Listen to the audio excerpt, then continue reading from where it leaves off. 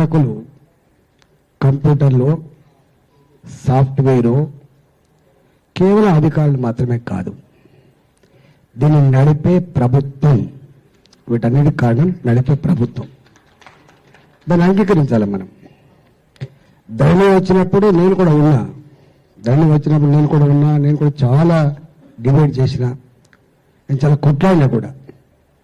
ఎందుకంటే తెలంగాణ భూమి కోసం ఎంత రక్త తర్పణం చేసిందో, భూమి కుటుంబానికి ఎంత సోషల్ స్టేటసో, భూమి పట్ల రక్తాన్ని పంచుకొని పుట్టిన అన్నదమ్ములు ఎట్లా చంపుకుంటారో అది చూసిన తెలంగాణ. కాబట్టి దీంట్లో 100కు 100 మీరు అన్నది ఒక మాట, నేను సూచన కోసం చెప్తాను సుమా.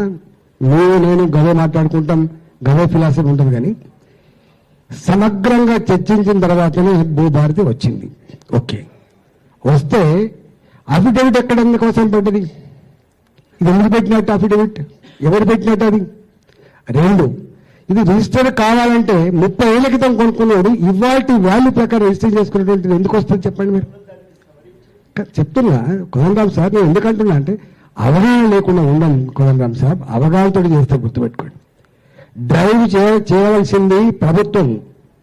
సీసీఎల్ఏ డ్రైవ్ చేయడు, రెవెన్యూ సెక్రటరీ డ్రైవ్ చేయడు, కలెక్టర్ డ్రైవ్ చేయడు. డ్రైవ్ చేయవలసింది ప్రభుత్వం డ్రైవ్ చేయాలి. ఎందుకంటే ఇంతకుముందు వక్త చాలా మంది మాట్లాడిండ్రు, అనేక సమస్యలు ఉన్నాయి, ఇదొక సమస్య. ఇక్కడనే అనేక సార్లు మనం మాట్లాడుకున్నాం. ఏమని? భూభారతి సమస్య, ధరణి సమస్య ఈ ప్రభుత్వం కూలిపోవడానికి ఒక కారణమని ఇంతమంది వక్తలు చెప్పిండ్రు. ఇంత 60 లక్షల మంది రైతులకు సంబంధించిన, ఇలా ఇంకొకరు ఉన్నారు, వారు నరసింహరెడ్డి గారు 80% పరిష్కారం అయింది, 15% అని చెప్పి 80% నిజంగా పరిష్కారం అంటే మళ్ళీ మళ్ళీ భూభారతి వచ్చిన తర్వాత కూడా 70 లక్షల మంది దరఖాస్తు చేసుకునే పరిస్థితి ఎందుకు వచ్చిందో మనం ఆలోచన చేసుకోవాలి. అంటే ఎంత విఫలమైందో నేను అసెంబ్లీలో కూర్చొని అటు ఉన్నప్పుడు విన్నాను, ఏ రాష్ట్రంలో ఏ దేశంలో భూ రికార్డ్స్ అవి గొప్పగా ఉంటాయో ఆ దేశ జీడిపి 2% పెరుగుతుందని చెప్తే నేను కూడా సంబరపడ్డా. కానీ జరగలే. తేనె మేజలి పొయ్యిలో పడ్డారు, తుంటెత్తేసి ముద్దెత్తుకున్నట్టు అయింది అనేటువంటి ఫీలింగ్ వస్తుంది కోదండరామ్ సార్. నేను మల్కాయిలో ఉంటే మీకు తెలుసు, నాకు నిత్యం ఇదే సమస్యలు వస్తాయి, దాన్ని అర్థం కాకనా? అర్థమైతే తప్పకుండా, అర్థం కాకుండా ఎందుకుంటుంది? బొక్కుపాదం ఎప్పుడో 1984 150 గజాల్లో 100 గజాల్లో కొనుక్కున్నాడు. నీకు తెలుసు, సింగరేణిలో ఉన్నాడో ఇంకెక్కడో ఎక్కడో చిన్న కొనుక్కుంటాం. అప్పుడు ఇల్లు కట్టుకోవడానికి ఆస్కారం ఉండదు, ఎందుకంటే అక్కడ మనుషులు నివసించే స్థలం కాదు కాబట్టి. 10 రూపాయల గజ 20 రూపాయలు. 20 ఏళ్ళకో 30 ఏళ్ళకో అక్కడ ఒక ఇల్లు కట్టుకునేటువంటి అవకాశం వస్తే, వాడు ఇల్లు కట్టుకుంటే ఇంకొక బ్రోకర్ కొడుకు వచ్చి దాన్ని పట్టా చేయించుకొని, అరే నీకేం లేదురా అంటే ఎన్ని మాటలు చెప్తుంది సార్. ఎన్నడికి నాతో కొట్లాడలేవును, నువ్వు నెగ్గలేవును, కోర్టును నేనే చేస్తా, నా దగ్గర డబ్బులున్నాయి, నా దగ్గర పోలీసు కంట్రోల్ చేసే కెపాసిటీ ఉంది, నాకు అందరు ఎవరు గెలిచినా నా వల్ల అని చెప్పండి మాట వస్తుందంటే ఎవడు కంట్రోల్ చేయాలి? చట్టం ఉంటుంది కోదండరామ్ సాబ్, చట్టం ఉంటుంది. కానీ చట్టం ఎవరి చేతిలో ఉంది, ఎవరి కోసం అమలు చేయబడుతుంది చాలా ఇంపార్టెంట్. ఇవాళ అంటున్నా అన్ని చట్టాలు ఉన్నాయి, కానీ ప్రజలను ఆదుకునేటువంటి మాత్రం లేకుండా పోతే ఆ చట్టం కూడా చట్టబడని అయితే ఇవాళ నేర్చుకునే సత్యం. కాబట్టి ఇవాళ ఏమి లేదు. బాధ అనిపిస్తే, దుఃఖం అనిపించేటువంటి మాట ఏంటంటే, ఇవాళ ఎక్కడో కాడ ప్రభుత్వం నిజాయితీ ఉంటే గతం లేదని మనం ఓడగొట్టాం. ఇవాళ నిజాయితీ ఉంటే ఇవాళ హైదరాబాద్ చుట్టుపక్కల నేను కళ్ళారు చూస్తా కోదండరామ్ సార్, ఎన్నెన్ని భూములు ఎంతెట్లా దళితుల భూములు అయితే ఇట్లా గుంజుకుంటా అంటారు. వాడు ఏమో అది ఉండదు. నువ్వు రోడ్ల మీద వాళ్ళ భూములే గుంజుకుంటావు, గవర్నమెంట్ కాలంలో వాళ్ళ భూములే గుంజుకుంటావు, డబుల్ బెడ్రూమ్ కట్టడంలో వాళ్ళ భూములే గుంజుకుంటావు. నీకు తెలుసు కదా. నేను అడుగుతున్నా, భూమి సమస్య ఇంత గంభీరమైన సమస్యను అంగీకరించడం కదా. పక్కకున్న ఆంధ్రప్రదేశ్ ఏం చేసింది చెప్పండి, ఈ పక్కకున్న కర్ణాటక ఏం చేస్తుంది చెప్పండి. అసైన్మెంట్ భూములు బీదలకు ఇచ్చినవి 20 ఏళ్లకో 15 ఏళ్లకో వాళ్ళకి పర్మినెంట్ చేస్తున్నప్పుడు ఇక్కడ ఉన్న ప్రభుత్వం అంతకుముందు ఇచ్చిన ఎవరో మీకు తెలుసు, ఎందుకు ఇలా వాళ్ళకి హక్కులు కలిగించలేకపోతుంది.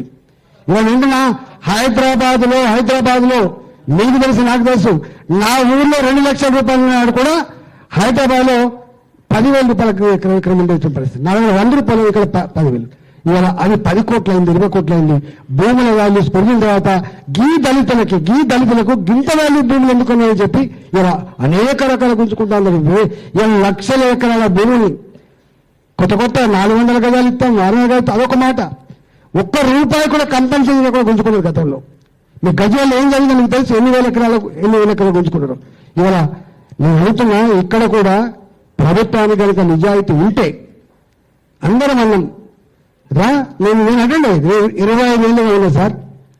నేను 25 years కాన్స్టెంట్గా ఉన్నా. ప్రతి రెవెన్యూ సదస్సుకి గ్రామీణ ప్రాంతాల్లో పోయేది. అక్కడికక్కడ ఎట్లా పరిష్కారం అయ్యేది చూసినాం. ఇవాళ కరప్షన్ అంటున్నాం, అధికారం ఇంటలే అంటున్నాం. ఎవరు వినిపించాలి చెప్పండి మీరు.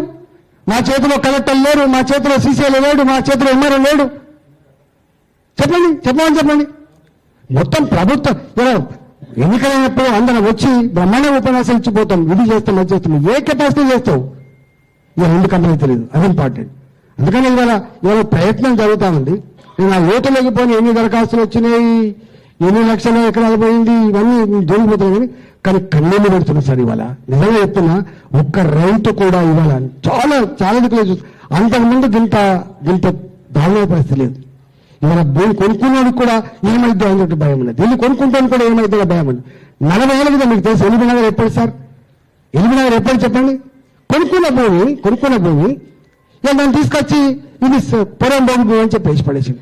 వేస్తే వాళ్ళు పాపం పోయి మొరబెట్టుకుంటే కాళ్ళు పట్టుకుంటే ఇచ్చిన జీవో 118 ఎందుకు ఇచ్చినా మీకు తెలుసు. ఇచ్చి ఏమిచ్చింది 118లో? వాళ్ళు కొనుక్కున్న వాళ్ళ భూమి ఇలా ప్రభుత్వం ఇచ్చిన పుక్కల భూమి కనుక మారిస్తే పుక్కల భూమిలో కట్టుకుని ఇల్లు అమ్ముకోగలరా సార్ చెప్పండి? అంటే ఇవన్నీ అనేక దుర్మార్గాలకు కారణం ప్రభుత్వాలు తప్ప ఇంకోటి కాదు. సుమా కొట్లాటలు కాదు సుమా, ప్రజలు కాదు సుమా.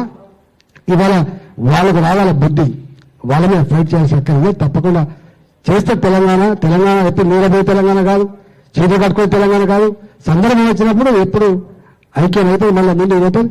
అనేక నేను చట్టసభలో పనిచేసినాడు. నాకు తెలుసు చట్టం దేవుడు చేయడు. చట్టం ప్రభుత్వాలు చేస్తాయి. ప్రజలు ఎన్నుకున్న ప్రభుత్వాలు చేస్తాయి. ఆ చట్టాలు ప్రజల కోసం చేయబడతాయి, ప్రజల అవసరాల కోసం చేయబడతాయి, ప్రజల సమస్య పరిష్కారం కోసం చేయబడతాయి తప్ప ప్రభుత్వాలు ప్రజల సమస్యలు జట్లం చేయడం కోసం ప్రభుత్వాలు ఏర్పడవు. గది నేను నేర్చుకున్నా.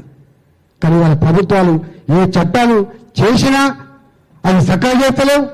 ఆ చక్కగా లేకపోయినా కూడా అమలు చేయడం ఎక్కడో లోపం ఉంది కాబట్టి, నిజాయితీ లేదు కాబట్టి, చిత్తశుద్ధి లేదు కాబట్టి, పేదలంటే భయం లేదు, ప్రజాస్వామ్యం అంటే భయం లేదు కాబట్టి దుర్మార్గంగా చిల్లరగా వ్యవహరిస్తుంది కాబట్టి ఆయన జరుగుతూ ఉంది.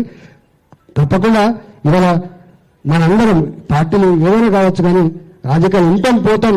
కానీ ఒక్క మాటలో చెప్పాలంటే ఇల్లు కొనుక్కున్నాను కానీ మొదలుపెట్టి ఇల్లు జాగ్రత్త